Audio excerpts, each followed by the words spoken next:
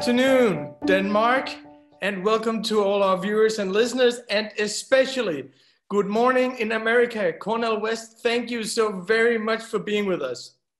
Thank you, and I want to salute you, my brother, for being such a force for good in the language of John Coltrane. And it's always a blessing for me to be connected in some way with the great land of Rune Lykkeberg, who has enriched and empowered me in crucial ways on the chocolate side of Sacramento, California, in the Black community. That Danish thinker helping me free myself so I can become a stronger truth teller and justice seeker. Well, thank you very much. You know, you've been a guiding light for us here for decades and an inspiration, and we've heard your call and read your writings, but there's one thing about you especially that I admire and that I would even say that I love, and that is the great spirit with which you engage. Every time I'm feeling a little blue, I listen to the Tightrope podcast, and I don't always listen to the meaning of the words, but I just listen to how you're talking, the spirit, the musicality of your thinking, and the way you have this dialogue with Trish. It seems you have this weird capacity of being politically radical and yet embracing your opponents at the same time. Where does that great spirit come from? Oh, brother, you're very kind. Well, you got to keep in mind now, you see, I come from a great people who at our best have been chronically hated for 400 years and still produce love warriors like Martin Luther King Jr. and Ray Charles and Aretha Franklin and Fannie Lou Hamer. We've been terrorized and traumatized for 400 years, but we produce wounded healers at our best in the music, in politics, in our churches, in the mosque, in the synagogues, and so forth. You know, when Malcolm X says, I'm for truth no matter who says it, I'm for justice no matter who's against it, and I'm first and foremost a human being and a Black man, and he's a Muslim. Now, I'm a Christian. We on the common ground in terms of that spirit. And then I'm a blues man. See, I'm a jazz man. See, so no matter what the catastrophe is, I'm going to have a smile. I'm going to keep my style. It's like B.B. King. Nobody loves me but my mama, and she might be driving too. But he sings it with style, with a little help from Lucille, you see, and the tradition that comes through him. So in that sense, I'm just one small little wave in this larger ocean, but it's an ocean that's also full of tears, as you know, from all of the slavery, the Jim Crow, the Jane Crow, the lynching, the ghettoization, the hoods, all the vicious attacks that we have to come to terms with every day of our lives, though, brother. Well, thank you. Thank you. You have this wonderful quote where you say that you're a Christian blues man in the life of the mind and a Christian jazz man in the world of ideas.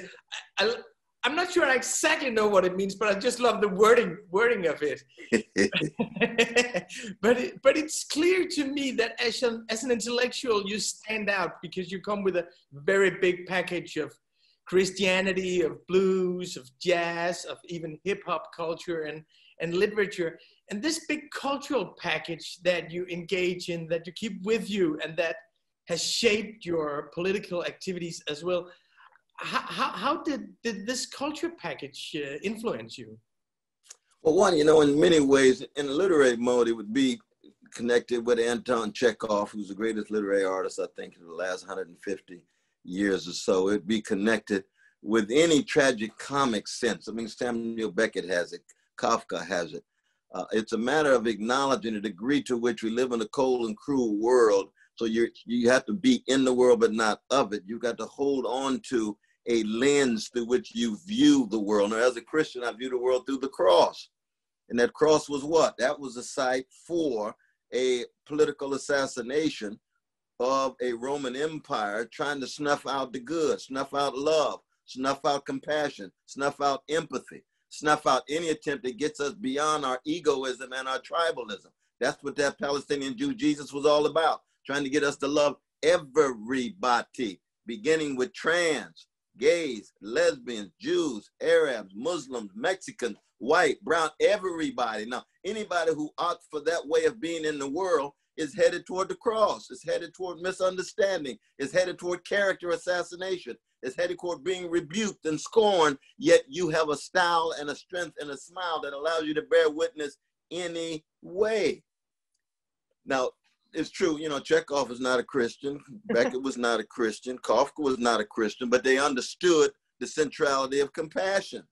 They understood the centrality of love. So you got a number of secular brothers and sisters, agnostic or atheists, who oftentimes have much more love than my fellow Christians. There's more love in a Chekhov short story than there is in many Christian churches, believe me. You mentioned Christ yourself. In your autobiography, you write that Christ is at the center. He's the motivator and the moral instructor. And I know a lot of people who claim they're inspired by Christ, that they don't all come out with the good spirits that you do. You know, that's a garden with a lot of different flowers in it. And it seems that you have your own way of embracing the teachings of Christ. No, you're absolutely right. And I love that metaphor, a garden with a lot of flowers in it. I like that. You're getting poetic here. I love it. But no, I mean, we know that the dominant form of religion in any form, Judaism, Christianity, Islam, Buddhism, the dominant forms tend to accommodate themselves to the prevailing status quos, prevailing empires, prevailing predatory capitalist modes of being, predatory, the prevailing patriarchy, homophobia, transphobia. So I'm only talking about the prophetic sparks and the prophetic elements and the prophetic witnesses within those religious traditions, you see. And so in that way, it's a matter of holding on to certain structures of feeling and structures of value that lend one to live a life in which you see things more clearly, including the suffering of everybody in your vision and analysis of the world. This is why Marxism is still indispensable, even though in the end it's inadequate, but it's indispensable because you have to keep track of predatory capitalism in all of its various forms. It could be Wall Street dominated, it could be corporate dominated, it could be industry dominated, whatever form the predatory capitalism, you had to keep track. So you're going to need some Marxist tools for that. Same is true in terms of feminist tools. Same is true in terms of any tools, keeping track of white supremacist ideology and what have you. But then you have to be able to feel more deeply. You have to have compassion for Dalits in India, the Roma in Europe, the working classes in Denmark, the landless peasants in Brazil, the Palestinians under Israeli occupation, the Jews in a anti-Jewish France or Russia. You have to allow your compassion to flow in such a way that the lens through which you view the world, the feeling and compassion that you have, and then most importantly, you've got to act more courageously. You can't be a coward, can't be conformist, you can't be complacent. You have to stay on fire for a deep concern and be willing to take a risk, cut against the grain. And this really is a moment that requires, of especially you in America, to stay on fire, because this is seems to be such a crucial moment in America. And you know, we're cultural Americans here in Denmark, but we're not political. That's a nice way of putting it. That's a nice way of putting it. Americans. And we grew up with your culture, but not with the political views of America. So we are in your world, but we don't have a voice in your world. And that's why, of course, I'm very curious to how you see this specific moment in time in America. It seems to us here that everything that's rotten in America has been revealed disclosed by COVID-19, that everything Bernie Sanders said was wrong with America is now open to the world. But what one asks oneself here is this like a zero moment? Is this collapse of America? Do you believe this could be a transformative experience for your country? I know this is a big question, but I know you can answer it. But it's a crucial question, though, brother. It really is. And the important thing to keep in mind is that, like any other empire, you know, you got the best and the worst. And we are witnessing in real time the decline and fall of the U.S. empire. And like most empires, you know, it unravels owing to military overreach. You got 53 cents for every dollar going to the military industrial complex. You got thousands of bombs still being dropped in various parts of the world. We talk about, even when it's mediated with Saudi Arabia, those are still very much US supported bombs in Yemen. Same would be true in other parts of the world. You've got massive corruption of the elites, not just the political elites. Donald Trump is a particular neo-fascist gangster who represents the worst of the larger history in the Americas.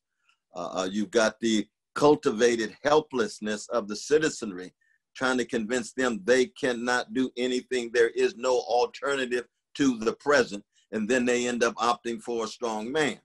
They end up opting for a neo-fascist a gangster.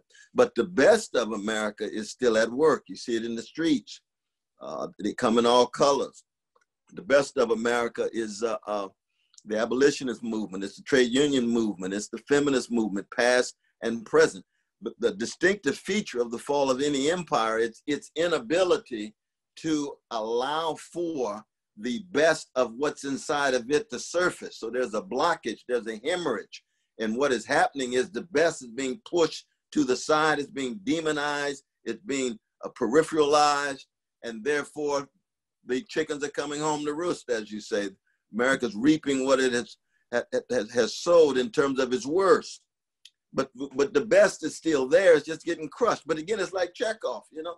Chekhov represents the highest level of Russian freedom and democracy in a Russian empire that's never been able to realize it, ever. Under the Tsar, there were wonderful moments in 1917, and then the gangsters set in again, with Stalin being the culmination. So when you read Chekhov, you got a foretaste of that freedom and that democracy and that love that's never realized. Well, so it is in the United States, that you listen to the blues, you feel the freedom, you feel the love, but the empire can't realize it. The infrastructures, the institutions driven by greed and avarice and ignorance and myopia and short-term thinking doesn't allow for it. It blocks it. There's a hemorrhaging taking place. And that's what makes our moment such a tragic comic one. And it's a very, very sad affair, but we have to have a sad soul even as we have cheerful dispositions, because we still got to fight no matter what. I think what in at least in our view separates America from Russia in your analogy is that America has at times been able to transform itself surprisingly. It has been able to transform crises into progress. I know those progress always came with a heavy cost for Black people, for the working class, but there were real institutional progress in America. And I guess what we're asking ourselves now is American empire ready to transform itself? Is it capable of transforming itself, or are there too strong interests against it? Well, you never really know. No one is in control of history. We don't know what the future is going to look like. There's always a mysterious element, an unpredictable element. The future in that sense is incomplete and open-ended. It's just that in a moment of such overwhelming catastrophe, you got ecological catastrophe intensifying every day. You got possible nuclear catastrophe with two gangsters having their fingers on the button. Putin in the Russian Empire, Trump in the US Empire. Then you got the economic catastrophe of grotesque wealth inequality, the political catastrophe of the political elites being so driven by greed and narrow ways of viewing the world that the very people they represent feel powerless. But then you got a spiritual catastrophe, which is the inability to create a sense of public life so people feel as if they are in it together. And you see what the Americans have that the Russians don't have, which is a negative thing, which is a sense of innocence. You see, F.O. Matheson, the great Harvard literary critic, used to say America is unique among modern nations to move from perceived innocence to corruption without a mediating stage of maturity. Russia never viewed itself as innocent. The czars, they never viewed themselves as innocent. No Russian would ever think that somehow the authors of devastation were innocent. Americans do. vis-a-vis indigenous peoples, vis-a-vis Africans, the enslavement of Africans. So there's a childishness, there's an adolescent sensibility, a Peter Pan sensibility, a Disney World sensibility in American culture of growing rich and powerful, but not growing up.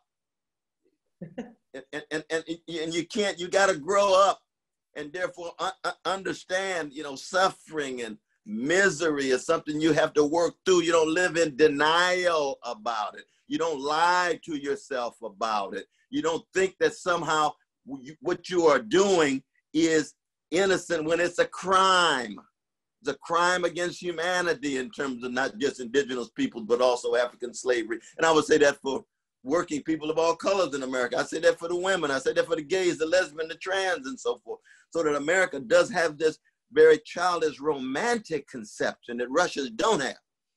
Now, what America does have that Russia never had was unbelievable vitality, vibrancy, and popular culture. And that popular culture would colonize the whole world. Yes. In a negative and a positive way. It could be James Brown, Aretha Franklin, or Louis Armstrong. Everybody takes notice because we're at the center of the world. But at the same time, we also got these lies that are being perpetrated. Russia never had that. Russians have some great artists, but they never had a popular culture that penetrated and saturated every nook and cranny of the world. And these days, it's hip hop, of course. And hip hop's got the worst and the best as well.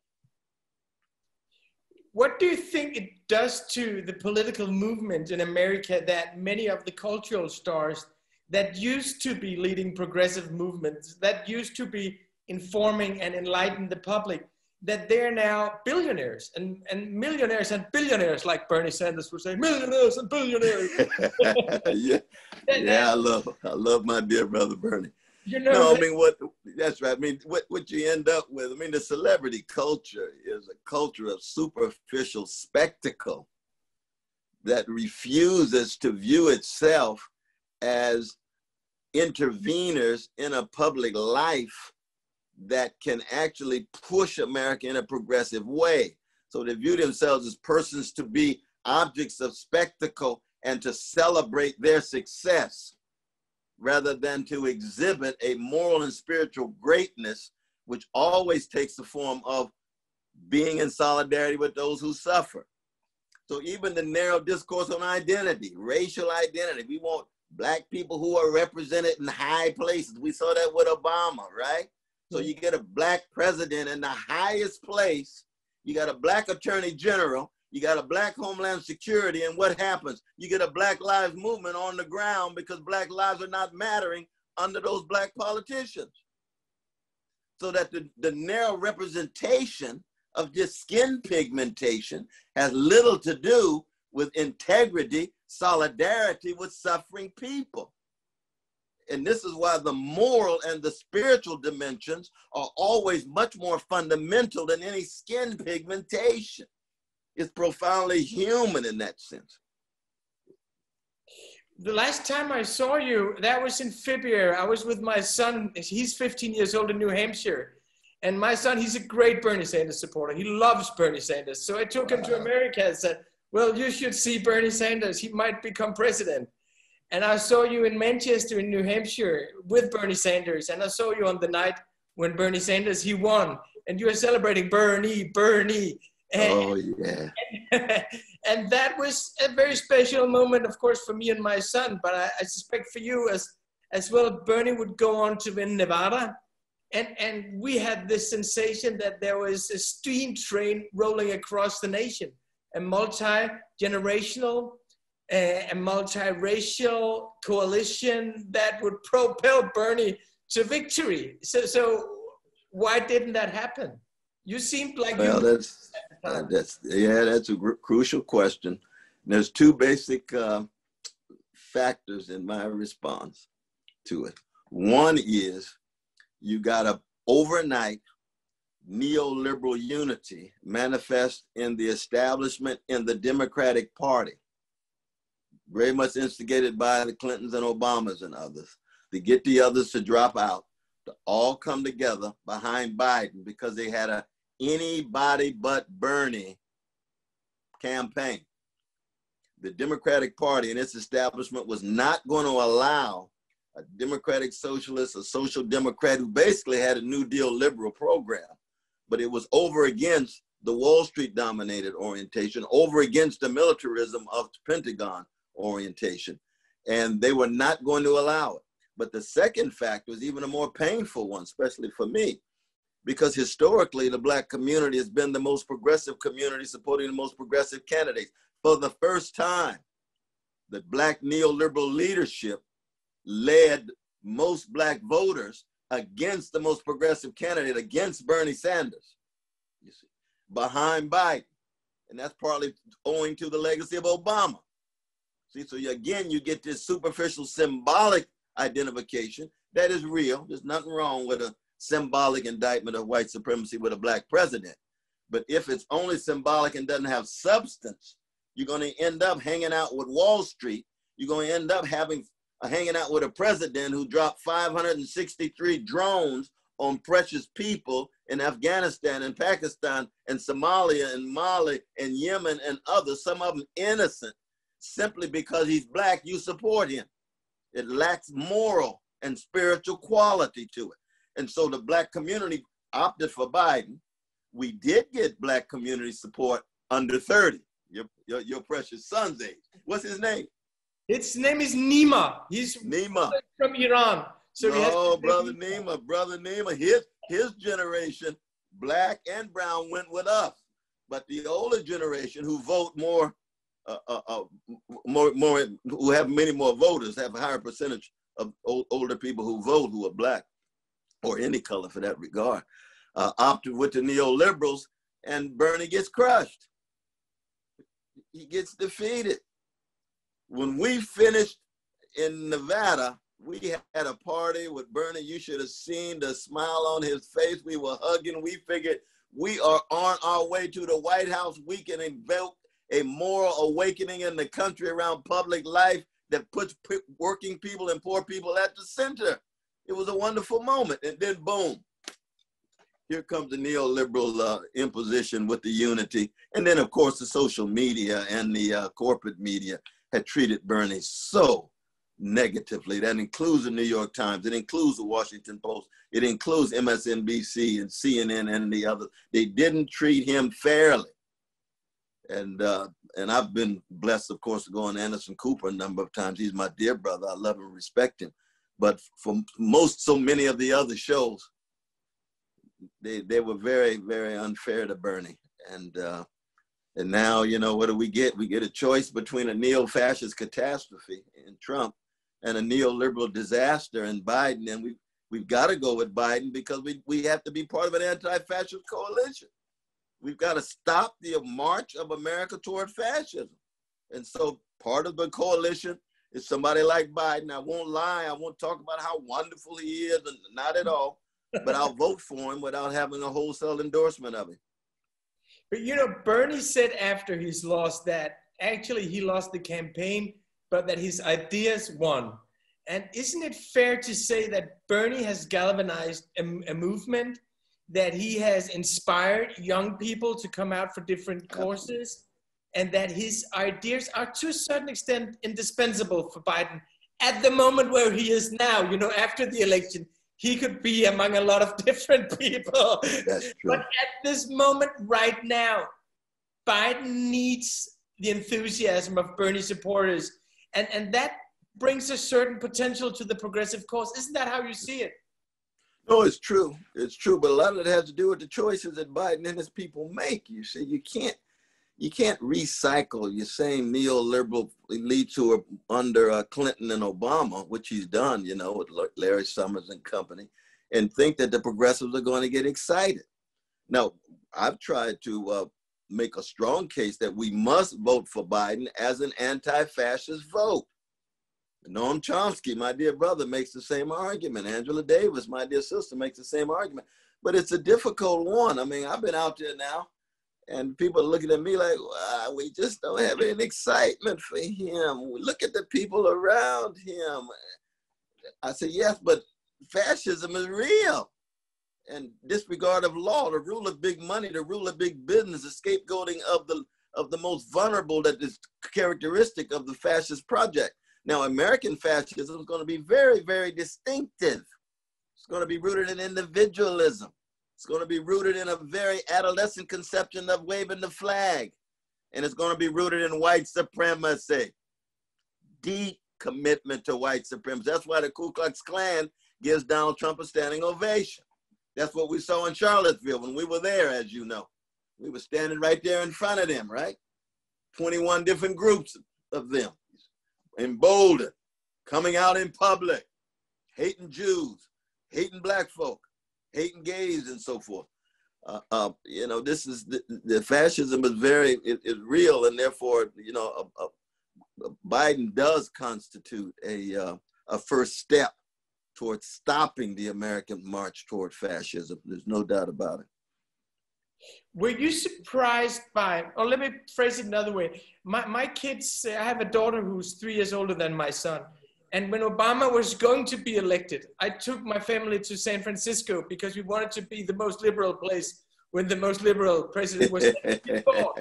Because, you know, we're left-wingers and we always suffer defeat. Every time we have a candidate that we trust in, he deceives us or he loses. That's how elections are for us. That's true. So we went to see Obama win, and I thought this could be a transformative moment of politics for my kids to grow up with. And we were so disappointed with Obama. We never believed that he would succumb to the plutocrats. Is that a moral failure on behalf of Obama, or is that, in your view, does that just testify to the institutional strength of money in America? Well, I think on the one hand, it was an individual matter. It turned out he just didn't have a strong spine. He became too spineless. He became too enamored by the Wall Street elites who invited him in. You remember the meeting that he had in March of 2008, or 2009, which was a few months after he was inaugurated. He met with Wall Street. He walks in and says, "I stand between you and the pitchforks, the people in the street." He says, "Don't worry, I will protect you." Ron Suskind talks about this in Confidence Men, the book. I will protect you. We say, well, wait a minute. That's what you say to working people. That's what you say to poor people. That's what you say to black people, indigenous people. You will protect them against corporate interests, against Wall Street interests, against the greed and avarice and the manipulation of law. And the question will become, how many Wall Street criminals will go to jail? Insider trading, market manipulation, fraudulent activity, predatory lending, massive criminality. How many went to jail? 0. So it was very clear he protected them in that regard. Well, who's whispering in his ear? Tim Geithner, his Treasury Secretary, straight out of Wall Street. Larry Summers, straight out of Harvard and Wall Street, in terms of his solidarity with the elites and ruling class. So he's listening to these folks. He's enamored by them. And it's very clear then that he's not going to follow through. Same is true with the torturers, with Brennan, the counter-terrorists. Let the torturers off. I thought you believed in individual responsibility. You just go down to black colleges and tell them you must take individual responsibility. We got people who tortured people in Abu Ghraib and other places. No, we're going to let them off the hook.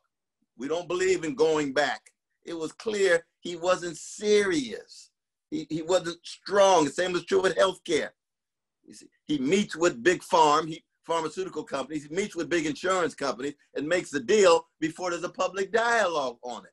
So that Medicare for all never even has a chance. Public option never even has a chance. But he said he was for single payer Medicare for all when he ran. It said, oh, he came in. In football in America, you know, you usually punt on the 4th down, the last down. He punted on the 2nd down. He punted on the 2nd. We understand if he had failed, that's all right. We're used to failing as progressives, but you fight no matter what. You don't give up quickly. Yeah, you don't give in quickly, cave in quickly. So it became very clear that he just didn't have spine. Now, the other factor that's very important is that we progressives did not put strong pressure on him. The black community went silent because they didn't want to criticize the black presidents. So when I did, I was called a traitor. I was called un-American. I was called, I've got this personal resentment against him and so forth. You said, no, We keeping alive the legacy of Martin Luther King Jr., Fannie Lou Hamer, Ella Baker, Malcolm X, and others. If pharaohs are black, you're still critical of pharaohs. If they're white, you're critical of pharaohs. No matter what color the pharaoh is, you got to say, let my people go. It's a moral and spiritual issue, you see. And even among the white progressives, they didn't want to be too critical of the black president because they look like they might be too racist or impatient and so forth. So they went silent too. He didn't have strong white critics of the president because he could use his blackness as a way of silencing their dissent. And that's sad because we have to be able to be honest with one another. I mean, even in love as a Christian, you know, you got to respect, protect, and correct. Like your children, right? You love your children. You're going to respect them. You're going to protect them, but you're going to correct them too. Yes. That's what love does. That's what it's about. On the front page of the New York Times, the day after Obama was elected, it said that last night the Civil War ended in America. And we are naive. We're from Denmark. That's a small country, you know? So we're, the only person not naive is Søren Kierkegaard. And you know, you need to I don't think Hans Christian Andersen was too naive. He understood evil now. He understood evil. That's true, but actually was naive enough to believe the front page of the New York Times. The Civil War ended last night. And then 8 years later, you have Donald Trump, and it's like race is front and center of American politics again. And I think in Europe, or at least in Denmark, we don't understand the role that race continues to play in America. Were you surprised by the racial backlash? No, not at all. Not at all. Every major breakthrough against white supremacy creates a white backlash of a reactionary sort. We saw it in the Civil War, right? Confederacy Army lost the war, white supremacy won the peace. With Jim Crow, black codes, lynching, went on for another 100 years.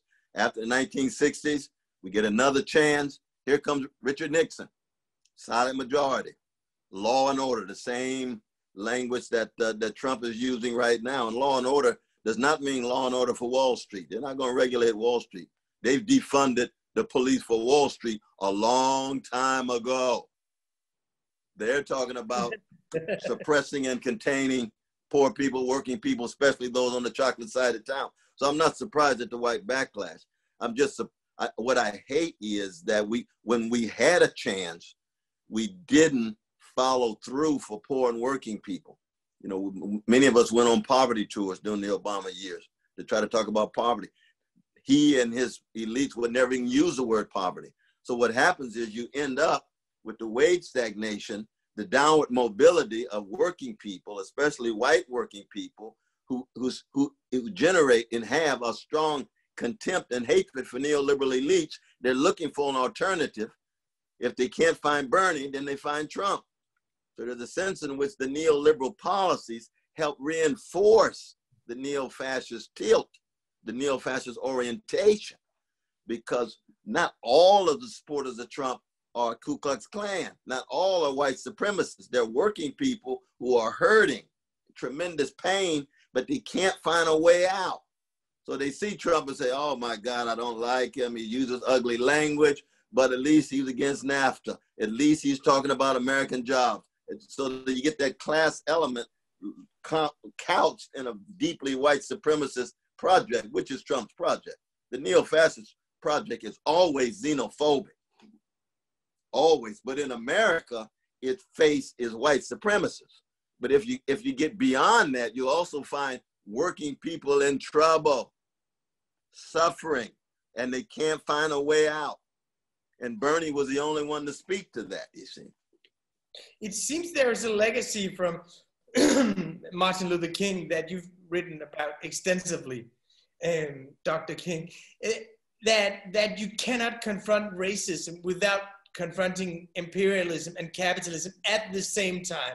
That capitalism, imperialism, and racism, they go together in America. That's the late Martin Luther King Jr. That's right. That's exactly right.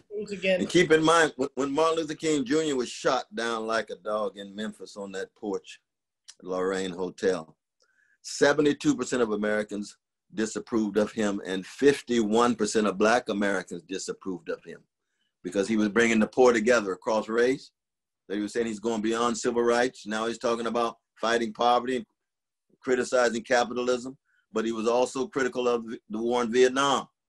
And many Black leaders, civil rights leaders, were saying, oh, he's beginning to sound like Radio Hanoi. He's sounding like he's siding with the Vietnamese of the North. He has no right talking about foreign policy. He's a civil rights activist. And of course, New York Times, Washington Post, and others were just trashing King. I mean, after he gave the famous speech, breaking the silence, 125 newspapers demonized him and trashed him. So that King's message was cutting against the grain as a whole. It really was. And what would he say? He would say the bombs dropped in Vietnam land in ghettos. They land in Appalachia with the white poor. They land in the barrio with the Latinos. They land on reservations with indigenous peoples, not only because the resources are taken away for military usage, but because the mentality is such that you think you solve problems in a militarizing way. And we've seen the militarization of the police. We've seen the militarization of the schools. We see the militarization even of public life. So you can't even have a conversation, the cancellation culture. Oh, somebody disagrees with you, you got to cancel them, cut them out, act as if they don't exist because you are ruling faith. No. We got a jazz sensibility. You lift every voice. Not an echo, you lift every voice. Everybody got a voice. People have a right to be wrong. I'm a libertarian about these things. Conservatives have a right to be wrong. They ought not to be canceled. You engage them, you organize against them. But this notion of somehow you got the power to cancel people, as if the ruling class is not going to cancel the progressives in a minute if it's all power and nothing but power. Then we're gone. Then we're in deep trouble. That's the triumph of Thrasymachus over Socrates in Plato's Republic. It's the triumph of the Grand Inquisitor in Brothers Karamazov of Dostoevsky. Manipulate the people, dominate the people, subordinate the people, but you're always in control. You see, that's a very ugly mentality. We learned some of that from Kierkegaard. Kierkegaard was not the kind of progressive politically that I like, but his critique of bourgeois Christendom was profound, and you know what I'm talking about. I do, but it seems to me that legacy of Martin Luther King, and you celebrate the Martin Luther King Day, and he's a towering figure now in America, but it seems to me that the socialism has been left out. And when people are complaining that Black Lives Matter are socialist, I'm saying, well, the problem is they're not socialist, that you need more socialism in the movement. Is it not true that this understanding of confronting capitalism and racism at the same time, being against racism, being socialist at the same time, this legacy is very weak today, isn't it? No, well, it's stronger than ever because of Bernie, because you've got now the vast majority of people under 30 who think more favorably of socialism than they do capitalism. That's unprecedented. When you had Norman Thomas and Michael Harrington and Barbara Ehrenreich and Stanley Aronowitz and others, see, we were part of Democratic Socialists of America in 1982. And at that time, we had about 2% of the folk even heard about us. Now you got AOC. I mean, you got a larger a stage, really. But it's true that you have to understand that the United States is not just a fragile experiment in democracy that's collapsing, but it's also an empire that's declining and decaying. And America's always been both an empire on the one hand and a fragile experiment in democracy of limited scope on the other. You got to keep two opposing ideas in your mind at the same time and still retain the ability to function. As F. Scott Fitzgerald said in that wonderful essay, The Crack Up in Esquire magazine, 1939. And yet, you know, look at the platform of Black Lives Matter. They've got a strong critique of capitalism and imperialism, but when you look at those in the street, and that's millions, the beautiful sight, really, multiracial folk. It's a beautiful thing to see. But most of them, you know, don't have a critique of capitalism. They rightly upset with the police murder and police brutality. I have two more questions for you because time is running and we could talk. No, we go by the spirit, brother. Don't worry about no calendar time. Don't worry about it. You know, in the anti-colonial struggle, there was always this philosophical problem that, you know, Frantz Fanon on one hand would say, we are not the indigenous people. We are the universal people. We are the citizens of the world. We are not the colonized people. We want to transcend being colonized. And then on the other hand, you had Aimé Césaire who said, no, we have this special négritude.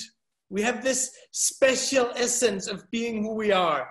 And we must go back to our original culture to find strength, to be a strong political subject against racism.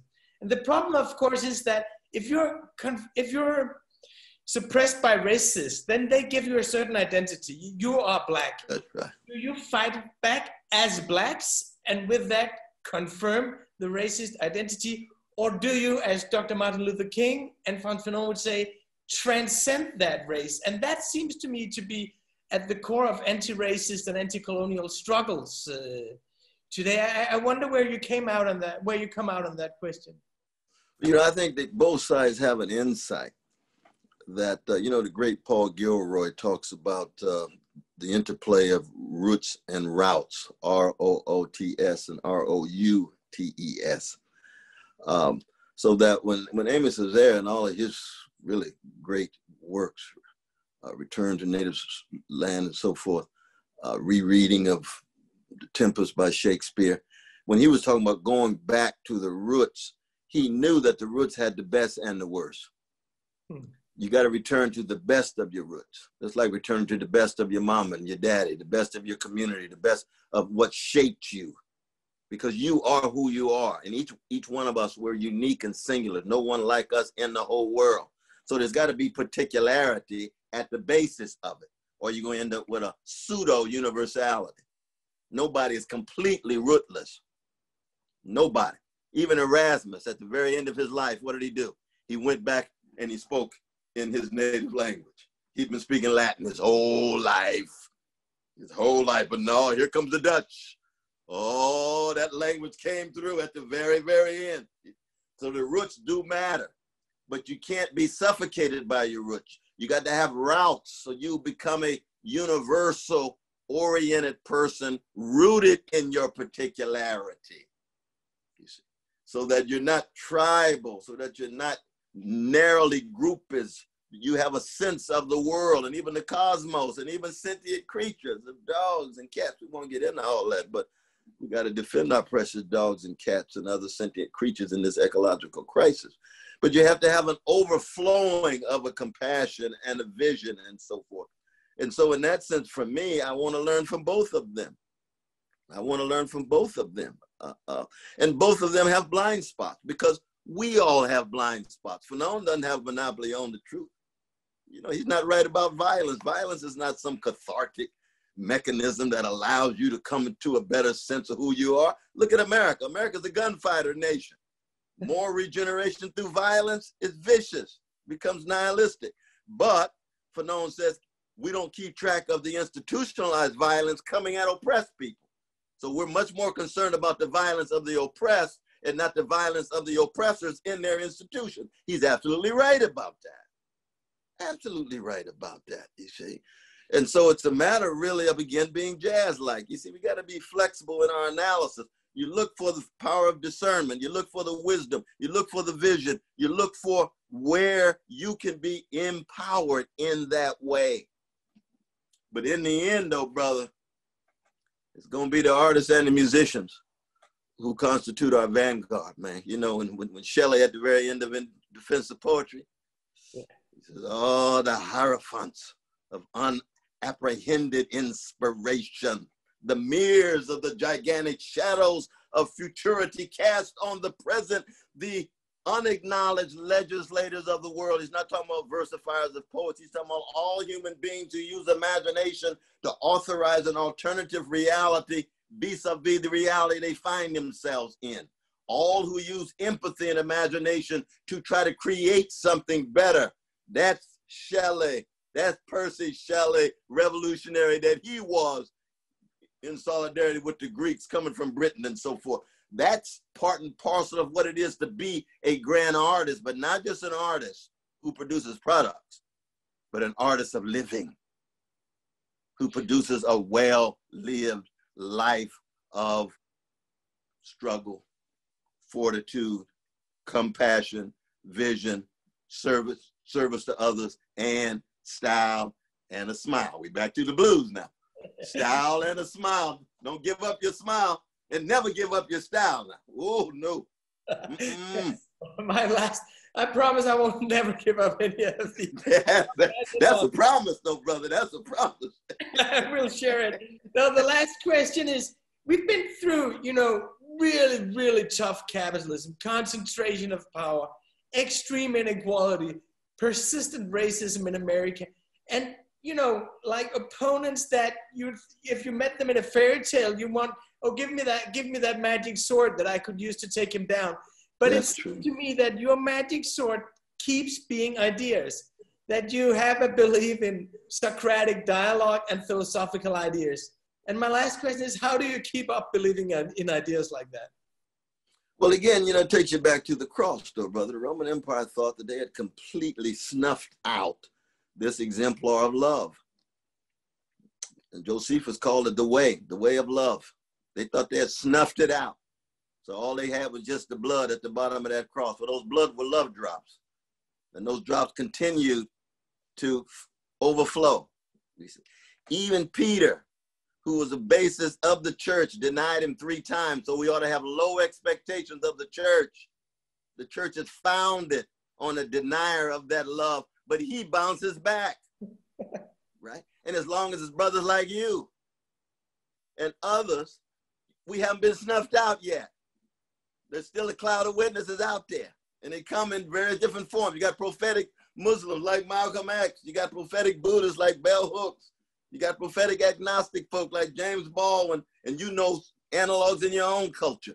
As long as we are around, then we've got some hope, because hope is a verb as much as a virtue. You got to stay in motion. You keep fighting. It don't mean a thing if it ain't got that swing, says Duke Ellington. That swing. And there's a sting in the swing with the dissonance, the minor key that makes sure the major key doesn't dominate. And that minor key allows for the suffering to come through. That's radical democracy at its best. Accountability of the powers in place, no matter what color or gender or sexual orientation we're concerned about, the dignity and the decency of those Sly Stone called everyday people. Everyday people. Poor, working people all around the world. Thank you very much, Bluesman. Thank you very much, Jazzman. Know that whenever you're speaking on Tightrope, you have an audience here in Denmark, and we're cheering for you. You lighten our spirits, you lighten our souls. Thank you very much for being with us. Well, you stay strong in your struggles right there in Denmark as well. And really, God bless your loved ones. Be safe and strong in this situation, know that we're in this global. You know what I mean? I know what you mean. Very much so. Salute you, my brother. Definitely. Similarly so to my sister, too, who we met.